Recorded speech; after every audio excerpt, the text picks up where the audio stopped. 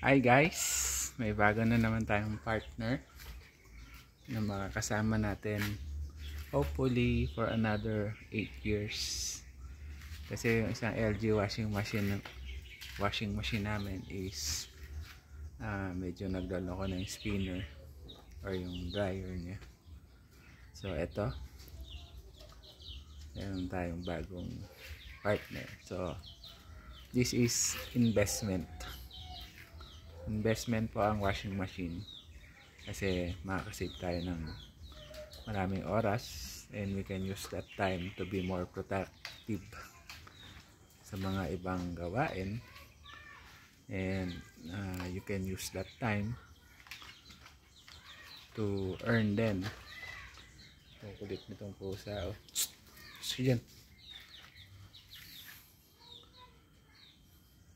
So ito ang first time namin na magkaroon ng front loader.